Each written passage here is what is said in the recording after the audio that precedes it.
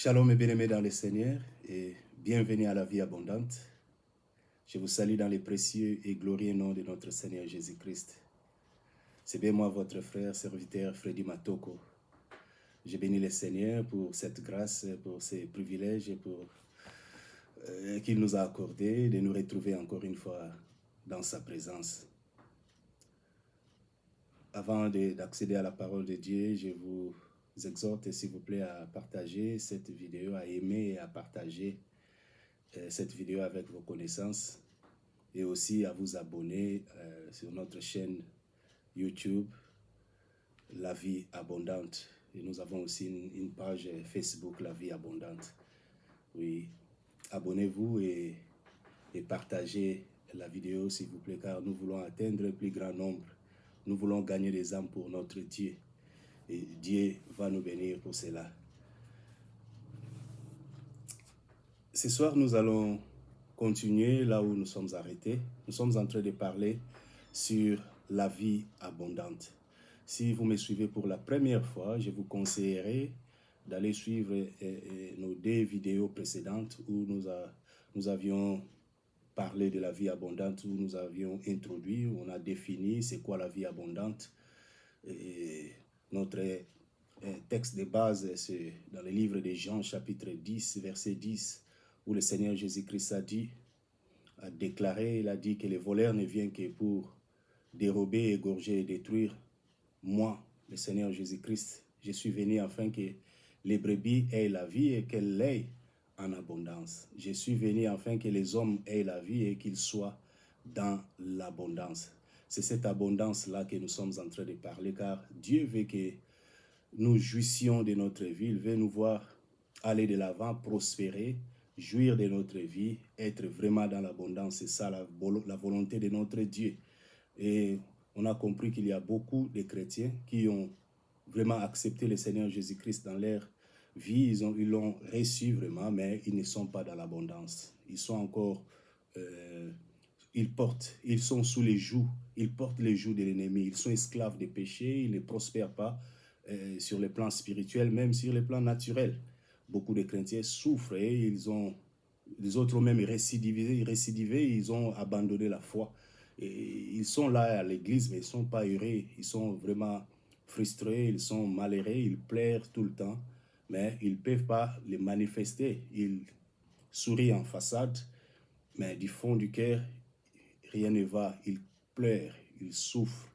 Voilà pourquoi Dieu nous a inspirés de parler de cette abondance pour vraiment amener son peuple à jouir de leur vie. Cette vie-là que le Seigneur nous a donnée, la vie abondante, c'est la vie de l'Esprit. C'est cette vie-là régie par le Saint-Esprit.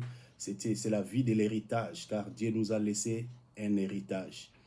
La vie, c'est une dimension d'un standard de vie où on jouit vraiment de sa vie, où on manifeste la grâce, la puissance, l'autorité, la domination, la sagesse infiniment variée, la puissance, l'onction, où on manifeste vraiment les caractères de Dieu, on manifeste l'amour, on vit dans l'abondance.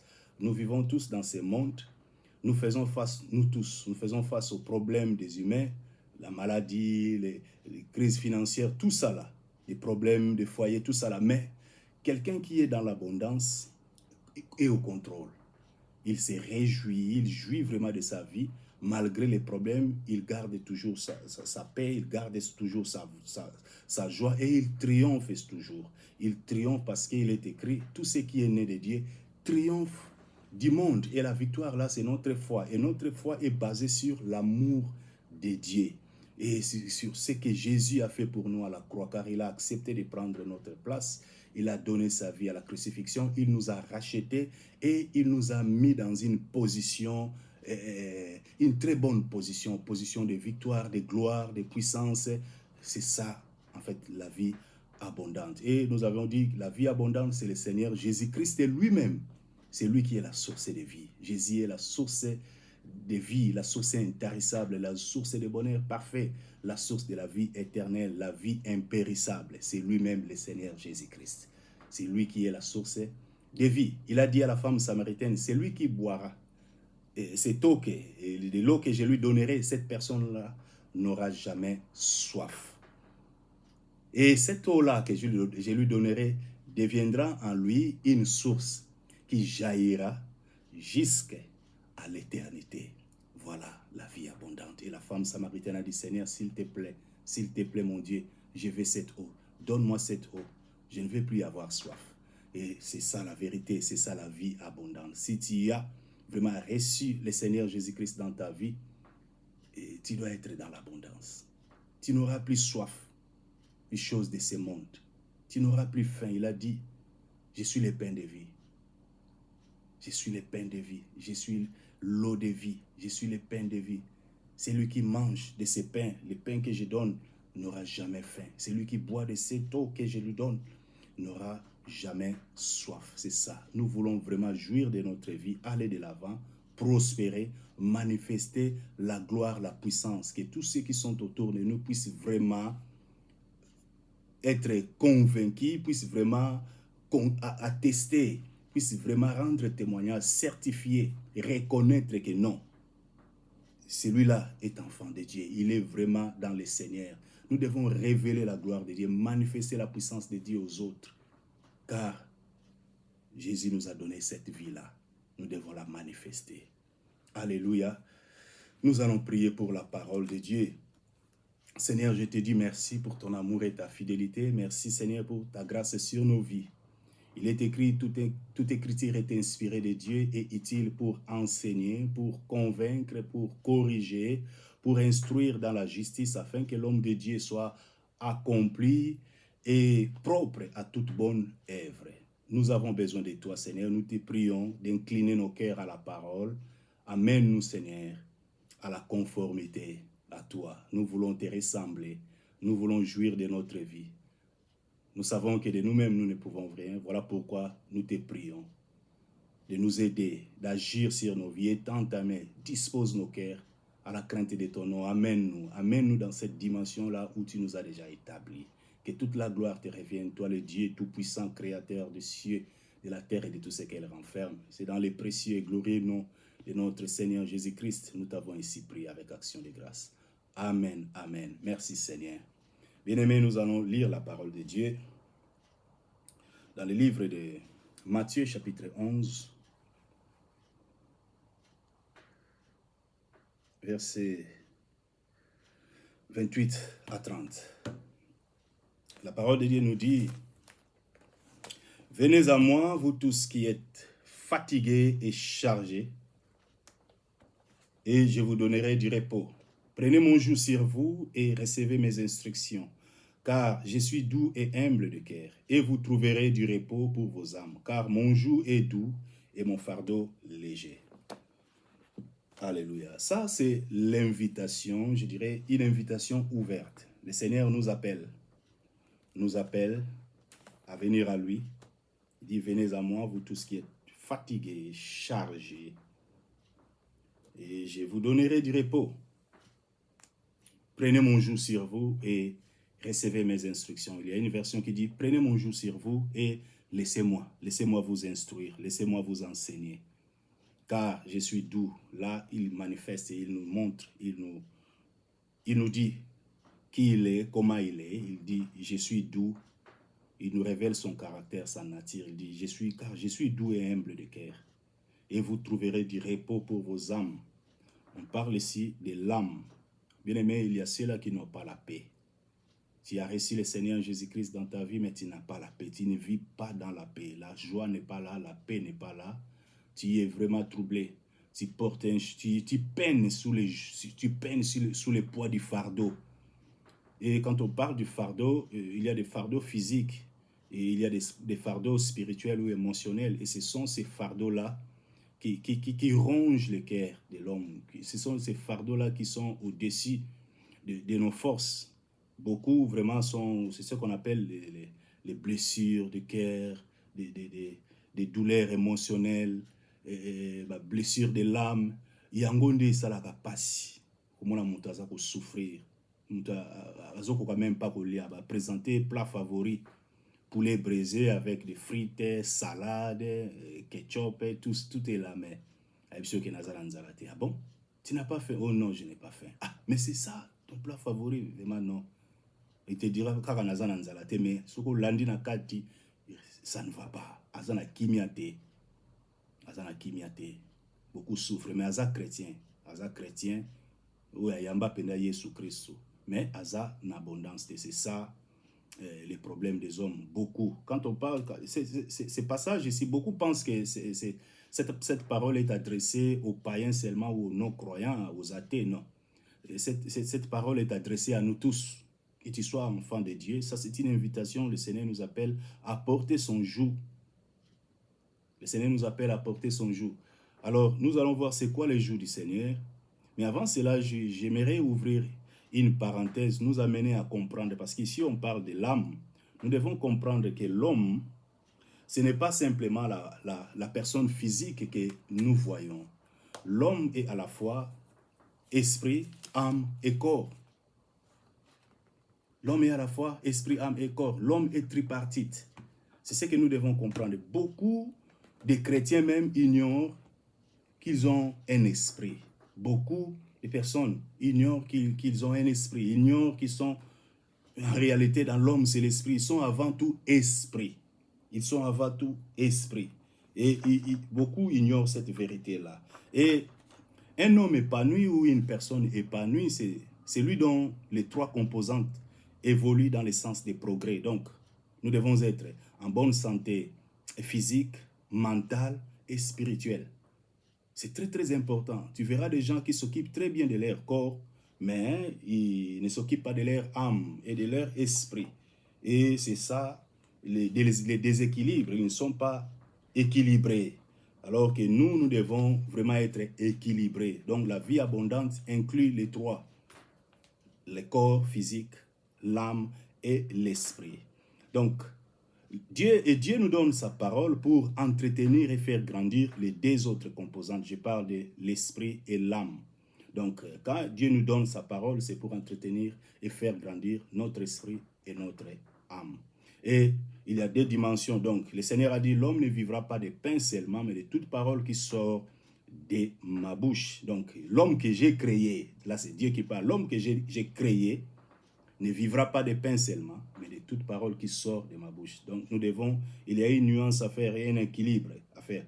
Donc, il y a deux dimensions. Il y a la dimension physique charnelle et la dimension spirituelle. Donc, l'homme ne vivra pas de pain seulement. Donc, on sous-entend que l'homme vit de pain, mais il y a plus profond que cela. Donc, il y a la dimension physique, mais on te dit l'homme, il ne vivra pas de pain seulement. Donc, il y a plus que ça. Et la deuxième dimension, là, c'est spirituel, les toutes paroles qui sortent de ma bouche, de la bouche de Dieu. Donc, l'homme vivra de la parole de Dieu. Et les pains naturels, ou les pains que nous avons, une baguette, ou la nourriture, la kwanga, frites, poulet braisé, bamadesu, tout ça là, c'est pour entretenir notre corps physique. Mais il y a plus profond, il y a une autre dimension. C'est ce que beaucoup négligent, c'est ce que nous ignorons. Parce que vous ignorez que l'esprit a la paix, il faut vivre, vous ignorez que l'âme il faut la paix, entretenir, il faut cola, il y a un qui paraté. Et ce qui fait que vous avez la nuit, ce qui fait que vous avez souffrir parce que tu n'as pas pris soin de ton âme et de ton esprit. Voilà la cause. Nous devons vraiment aller tout droit à la cause de notre souffrance, de nos problèmes, tout traiter en haut et puis tout trouver solution. Donc, il y a deux dimensions, charnel na physique. Nous devons comprendre na linga ki lelo na kene moi moulai na esprit parce que ça va vraiment nous aider à comprendre parce que la Bible dit que si quelqu'un est en Christ, il est une nouvelle création, les choses anciennes sont passées, voici toutes choses sont devenues nouvelles. Ça c'est au niveau de notre esprit. La nouvelle naissance, ça se passe d'abord dans l'esprit de l'homme.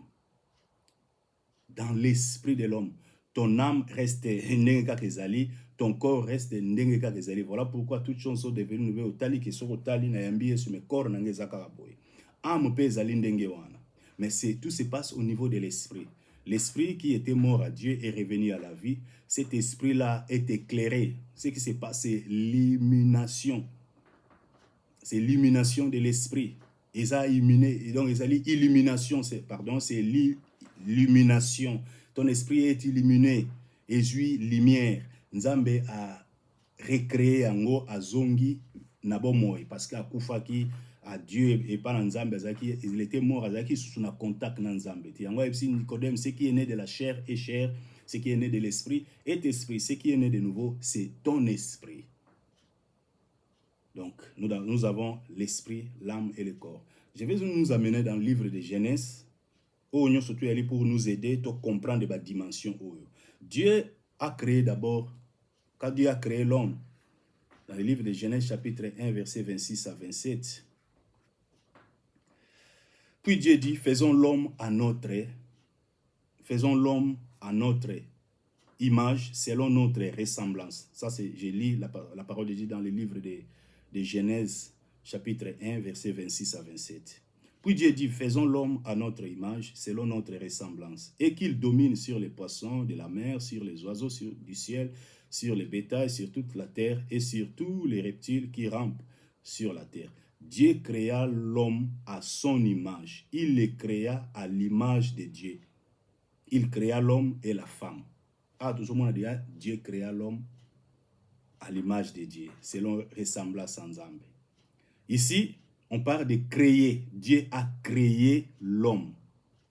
La langue a bien placé, ça va vraiment nous aider, c'est très très important. Dieu a créé l'homme selon sa ressemblance, à son image, selon sa ressemblance. Donc, ce que Dieu a créé ici, l'homme que Dieu a créé ici, c'était l'esprit d'abord.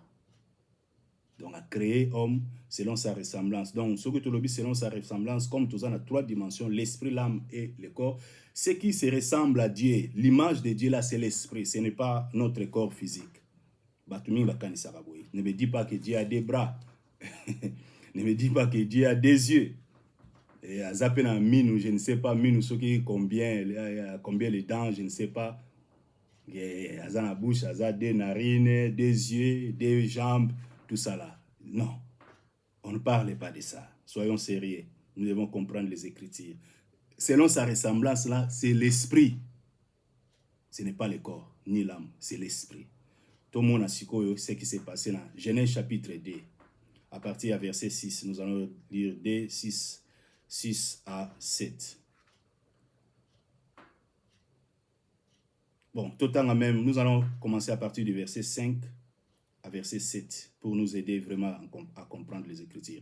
Lorsque l'Éternel Dieu fit une terre et des cieux, aucun arbuste des champs n'était encore sur la terre et aucune herbe des champs ne germait encore, car l'Éternel Dieu n'avait pas fait pleuvoir sur la terre et il n'y avait point d'homme. Écoute bien, il y a une nuance ici. Il n'y avait point d'homme pour cultiver le sol. Ça, il avait déjà tout créé. Il avait déjà créé le ciel et la terre. Mais il n'y avait pas encore d'homme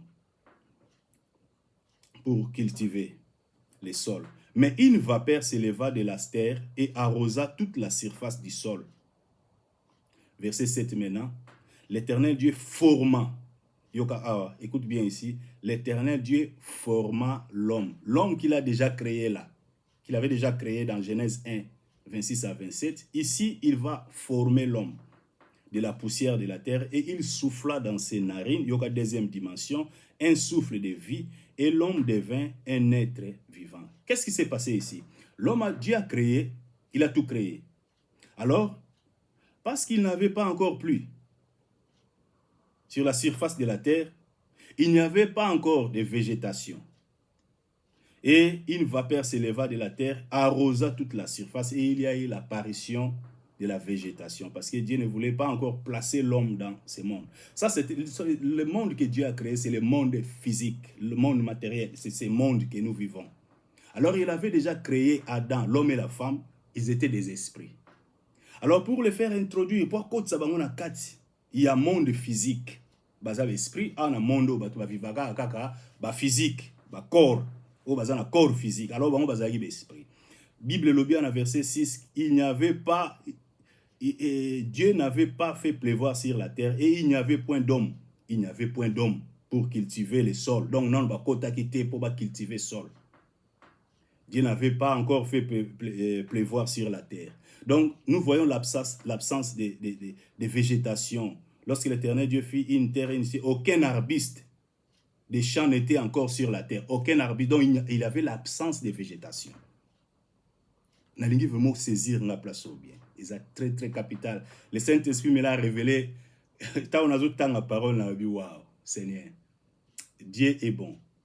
Il y a des dimensions à révélation. Il y a des comme autant nul par ailleurs. La théologie autant à côté. Je vous dis, c'est la première, c'est hier même au travail, j'étais en train de méditer, je me suis dit, Seigneur, ça c'est une autre dimension. Donc, Dieu avait créé déjà l'esprit. Et ici, on dit que Dieu ne fit, l'Éternel Dieu fit une terre ici, aucun arbuste. La terre était là, mais aucun arbuste. Parce que Mboulana ne bêta quitté, Koya quitté.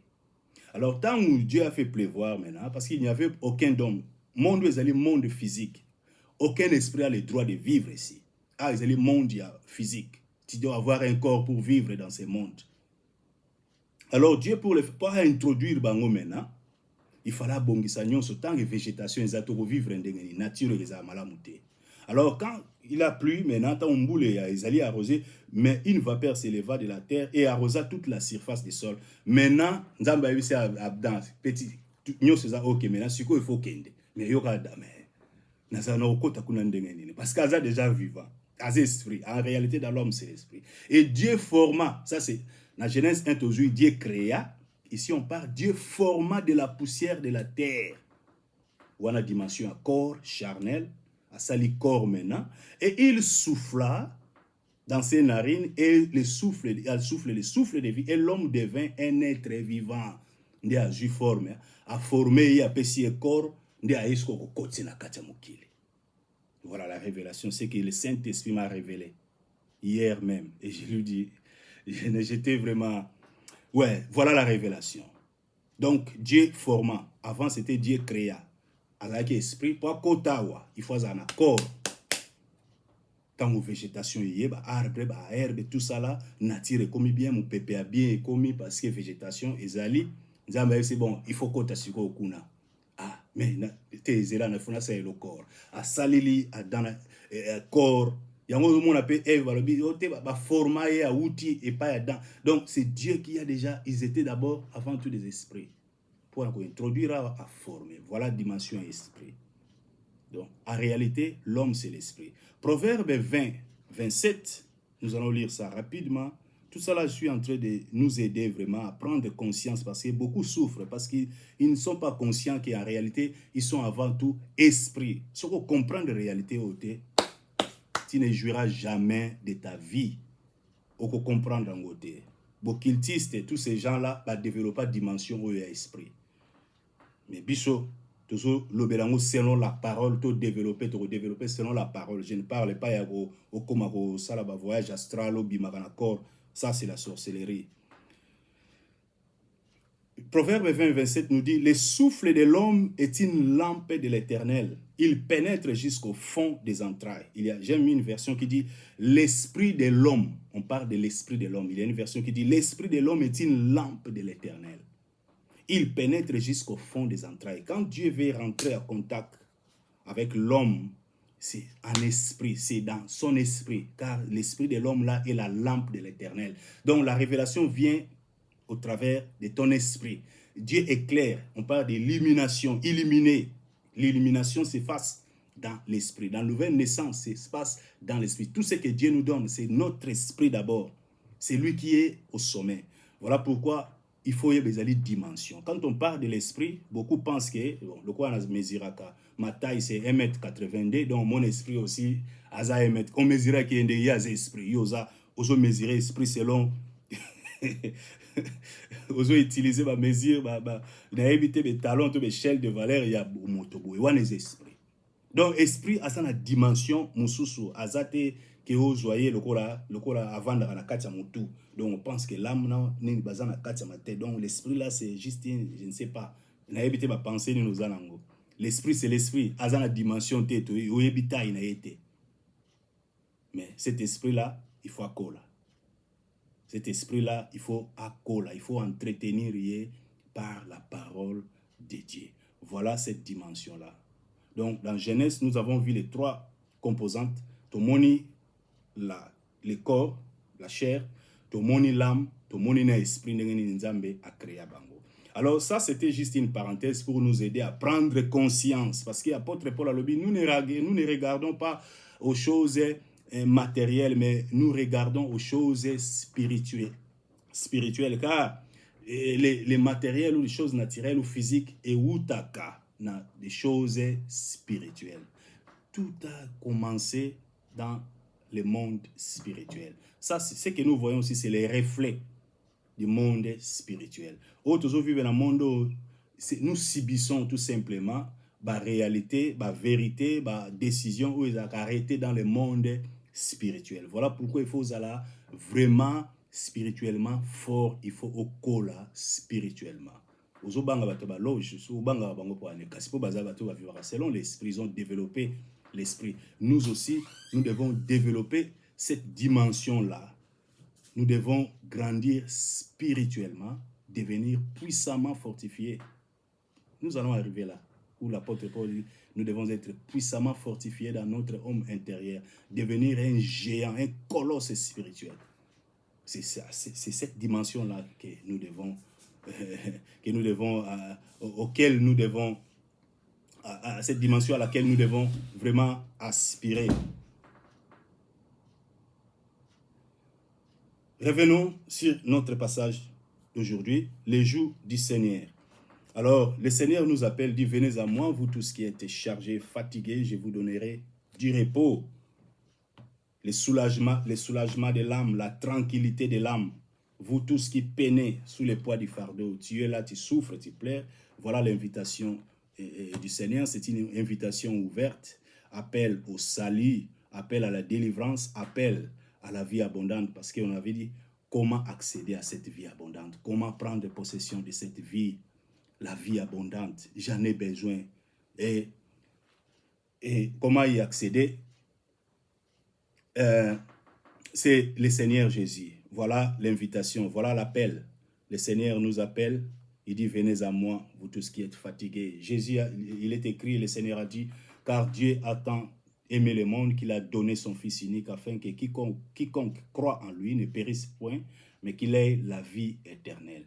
Donc, nous devons accepter le Seigneur Jésus-Christ dans notre vie, l'inviter, ouvrir la porte, lui ouvrir la porte de nos cœurs, tout recevoir, et car c'est lui-même qui est la vie abondante, nous allons recevoir la vie éternelle.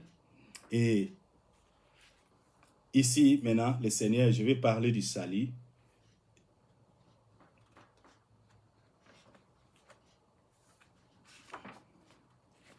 Je vais parler du salut.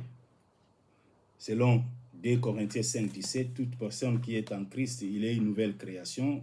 Je l'ai déjà dit que ça se passe au niveau de notre esprit d'abord. Et qu'en est-il maintenant de notre âme et de notre corps?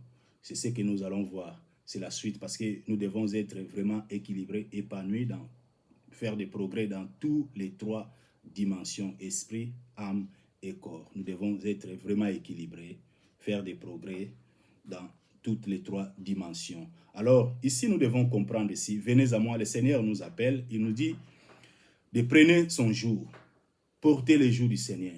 C'est quoi un jour? Nous allons lire la définition selon le dictionnaire français. Un jour est un cadre ou une barre qui peut être placée sur une personne ou sur un animal pour tirer ou porter une charge pesante. Et il y a une autre définition. Et les jours, c'est quoi les jours? Le joug est une pièce de bois posée sur le cou des bêtes, et en particulier les bêtes pour les atteler. Donc une pièce de bois posée sur le cou des bêtes pour les atteler.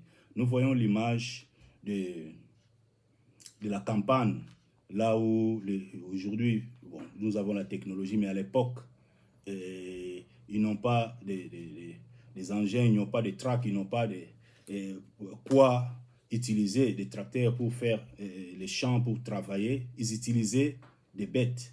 On mettait sur leur cou une barre ou un morceau de bois sur leur cou. En fait, on met les joues sur l'animal ou sur un homme pour le contrôler. Et le joug est là pour aider. Le joug rend les fardeaux équilibre les fardeaux et les rend plus faciles à porter. Et je peux donner l'image d'un homme qui est à la campagne, qui veut puiser de l'eau. Il a peut-être 4 ou 5 seaux, mais avec ses 2 bras, il ne peut pas le faire. Donc, il a besoin de porter un joug. Donc, il va trouver peut-être une pièce de bois ou une barre, là, qu'il va mettre sur ses épaules et porter, je ne sais pas combien, 4 seaux, 2 de ce côté, 2 de l'autre, et il va les transporter. Donc, les jougs équilibrent les fardeaux et les rend plus faciles à porter, et c'est dans ce sens-là. Donc, les jougs, en ce sens spirituel, donc, le concept d'un joug apparaît dans plusieurs passages de la Bible comme une métaphore représentant l'esclavage ou la servitude. Je répète, le concept d'un joug apparaît dans plusieurs passages de la Bible comme une métaphore représentant l'esclavage ou la servitude. Nous allons le voir, il y a plusieurs passages de la Bible qui nous parlent de cela.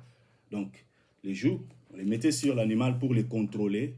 L'animal doit porter une charge pesante, un fardeau, donc on doit mettre un joug sur son cou pour les contrôler.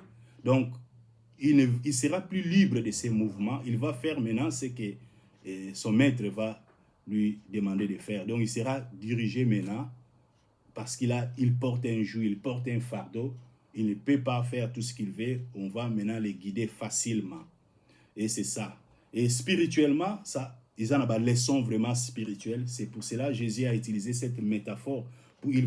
Qu'est-ce que le Seigneur voulait nous enseigner en parlant du joug? Parce qu'il nous appelle à porter son joug.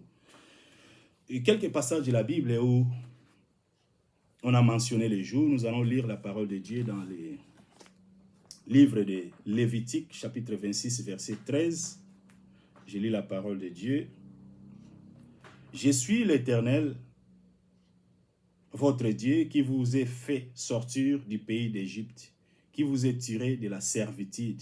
J'ai brisé les liens de votre joug et je vous ai fait marcher la tête levée. » Ça, nous allons lire aussi dans Ésaïe chapitre 9, verset 4. Dans d'autres versions, c'est verset 3.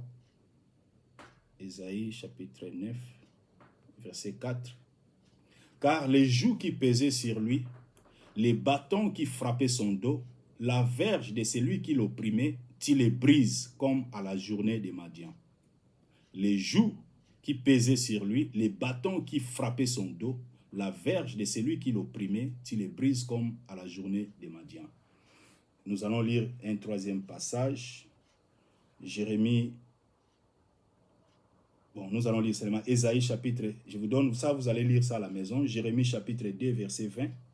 Jérémie chapitre 5, verset 5. Nous allons lire ici Ésaïe chapitre 10, verset 27.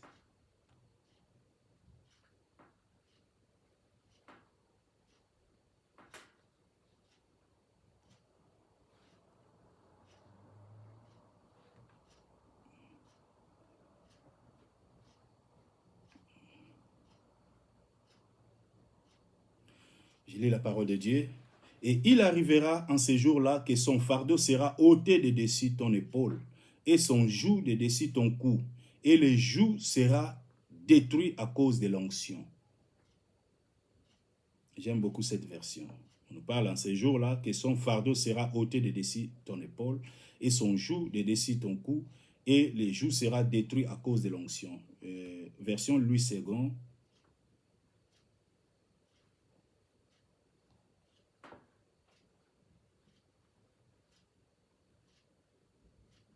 En ces jours, ça c'est le même passage, mais je lis ça à la version Louis II.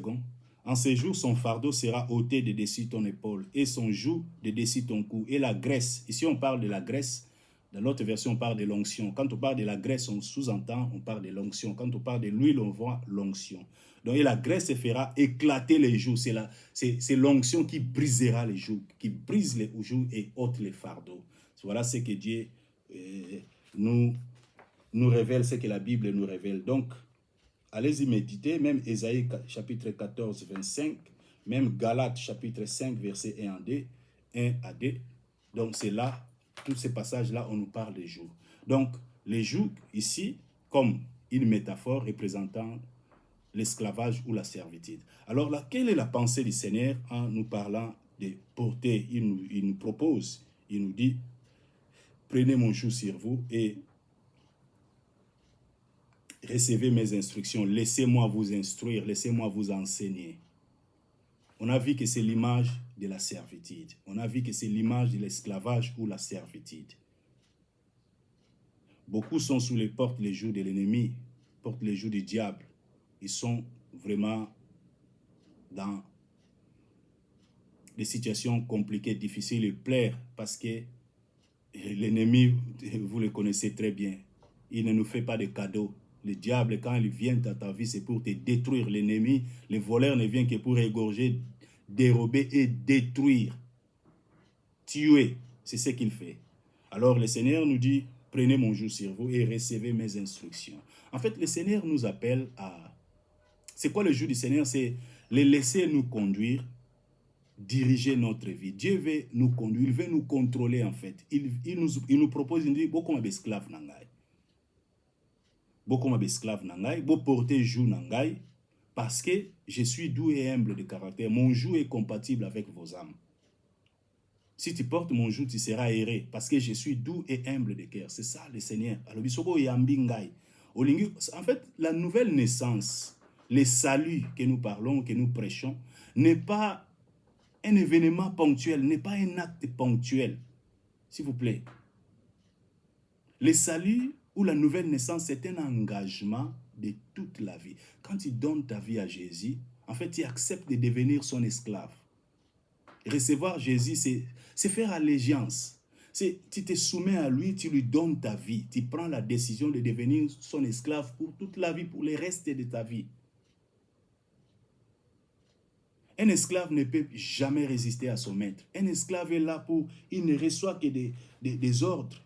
Et il fait ce que son maître lui dit de faire. Prenez mon joug sur lui. Parce que si nous ne devenons pas ses esclaves, si nous ne portons pas son joug, nous allons à tout moment lui résister. Nous pourrons lui résister à tout moment. Voilà pourquoi nous avons dit comme esclaves. Parce que l'apôtre Paul nous révèle dans Romains chapitre 6, verset 16, nous allons le lire.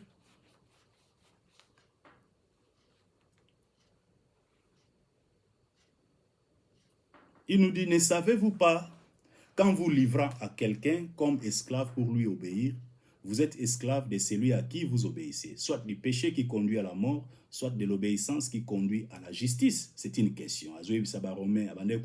Exhorter Bango à la soumission, à l'obéissance à Dieu. Ne savez-vous pas, qu'en vous livrant, quand tu te livres à quelqu'un pour lui obéir, tu deviens son esclave.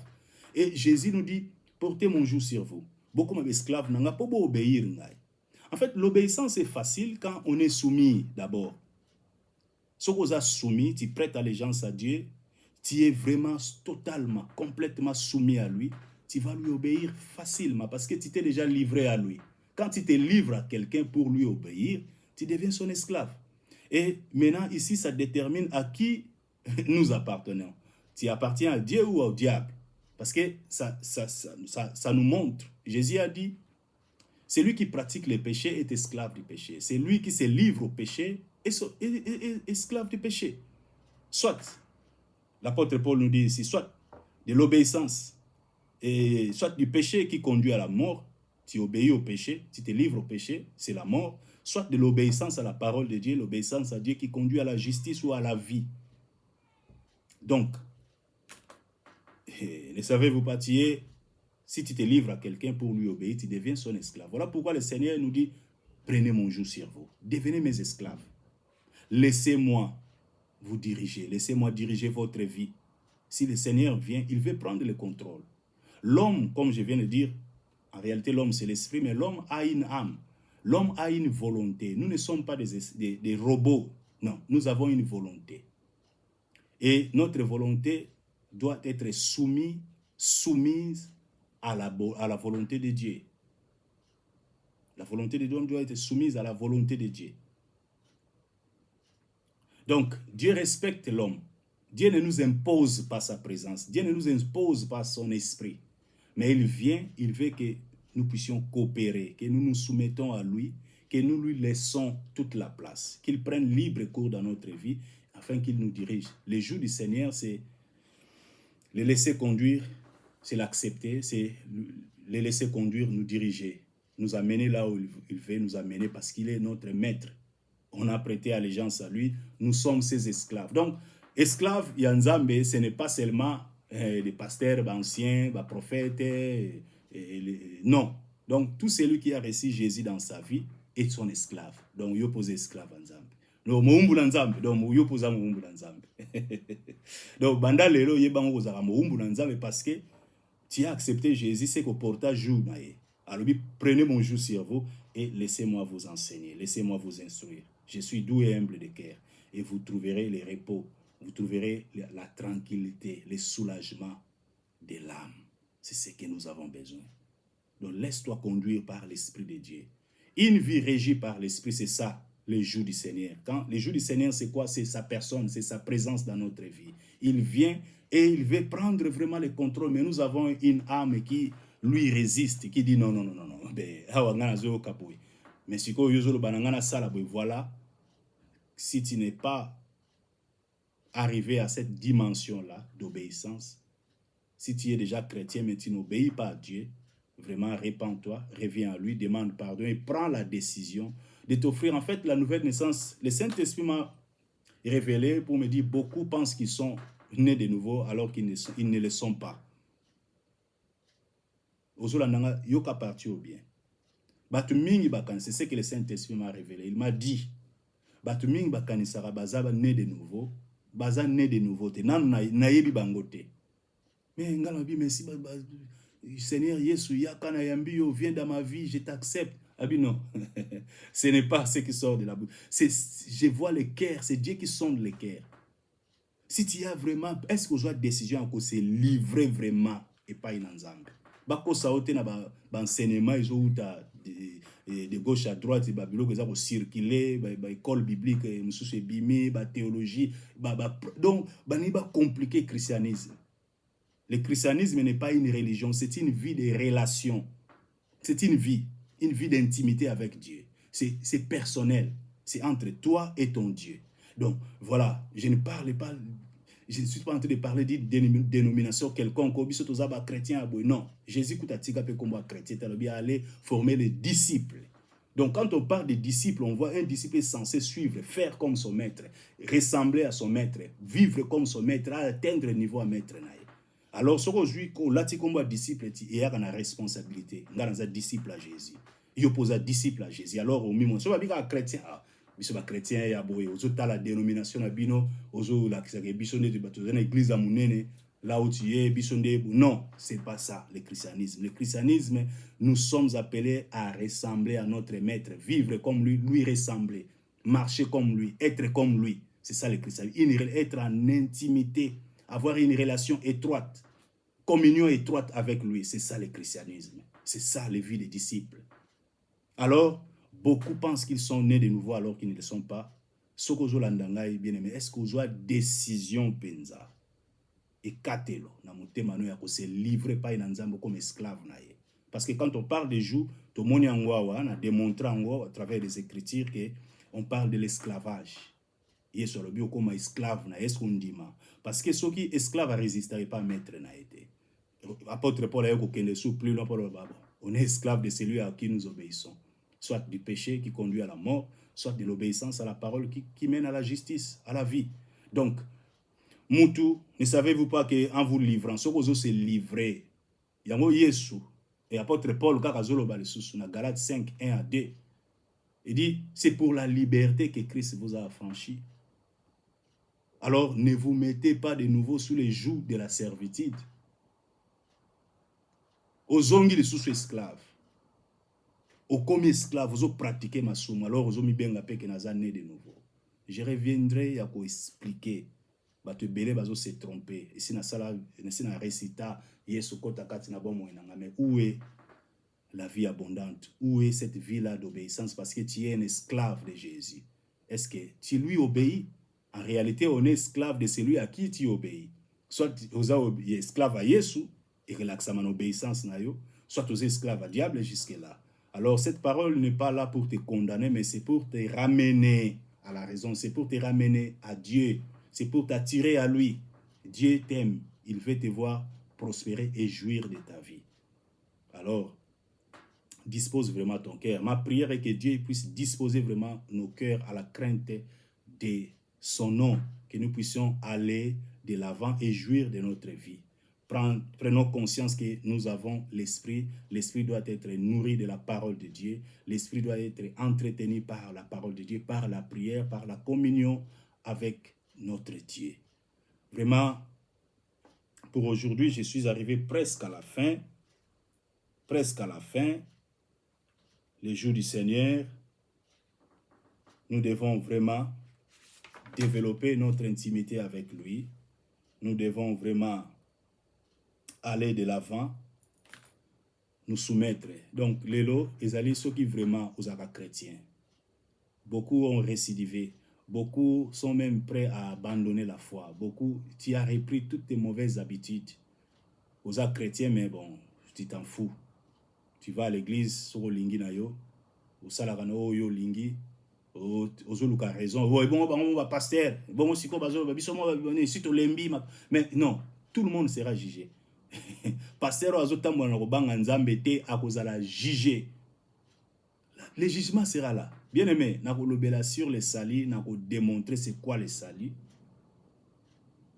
Peut-être comprendre au travers des écritures que mingi ils ont salité. Donc, okoki koluka raison te parce que ya sali bo toko mela, toko langwa po yeni nango, yeni mango bakanisi nini. Non. Donc, ce que pasteur a sali bo yo pe suko il faut donc ce que tu avais ça en toi. Comment zolungo c'est juste pasteur là nzambe a ça la exception à batute. Ce n'est pas le titre qui va nous donner le ciel, qui nous donne le ciel, qui nous ouvre les portes du ciel. Ce n'est pas le titre, c'est ton cœur, c'est ta relation avec Dieu. Si tu l'as vraiment reçu, si tu marches dans l'obéissance, c'est ça. Tu crains Dieu. Donc, pasteur, wana kozala jugé et condamné, soka bon wamite. Alors, yo pourquoi likolo pasteur a sali boye yo pour le bon, ah batika. Et non, c'est pas ça. Il n'a pas laissé la vie d'un dombolo, mais il avait laissé la vie d'intimité avec lui. Dieu m'a laissé un grand héritage et cela a été spirituel. Il n'a pas laissé la vie d'un dombolo. Il avait laissé la vie d'intimité avec lui. Dieu m'a laissé des grands héritages et cela est spirituel. Il nous a laissé la vie d'intimité avec lui, pas la vie de faire de n'importe quoi. Nous devons marcher, vivre dans la crainte de Dieu et jouir de notre vie. C'est ça, la vie abondante. Nous avons tout en nous. Il nous a tout donné et nous devons manifester ce qui est en nous. Il a dit, le royaume des cieux est comme un grain de sénévé. Donc, avec Dieu, on commence petit et on finit grand. On n'atterrit jamais à la grandeur. Donc, comme nous voyons, Dieu est à la fois le Dieu du naturel et du surnaturel. Comme un bébé né, un bébé a opéré. Il faut à lia à tia la muscler à grandir. C'est pareil avec les choses spirituelles. C'est l'esprit là qui est né à bébé. Il faut à comme la maturité, soit comme la maturité, comme coopérer et à comme s'épeler sa montée ma papa parce que ce papa le dit ça là, il le fait parce que à la maturité. Donc le christianisme c'est une vie de relation d'intimité avec le Seigneur. L'amour kandeko rachète le temps, les jours sont mauvais. Nous allons prier. Seigneur, je te dis merci pour ta parole, merci de nous parler. Je prie pour mon frère, je prie pour ma sœur qui me suit, qui est connecté à ces programmes. Mon Dieu, nous avons besoin de toi. Nous savons que nous ne pouvons absolument rien sans toi. La vie de l'homme ne dépend pas de lui. Seigneur, pardonne. Si mon frère avait récidivé, si mon frère s'était éloigné de toi, je te prie, Seigneur, de lui pardonner, de lui accorder ta grâce. Pardonne-nous. D'une manière ou d'une autre, nous t'avons attristé. D'une manière ou d'une autre, Seigneur, nous t'avons offensé. Mais je te prie, Seigneur, de pardonner nos péchés. Nous avons besoin de toi. Accorde-nous, Seigneur, cette grâce. Nous voulons vraiment aller de l'avant et jouir de notre vie. Je te prie de rallumer la flamme dans les cœurs. Touche les cœurs. Dispose nos cœurs à la crainte de ton nom.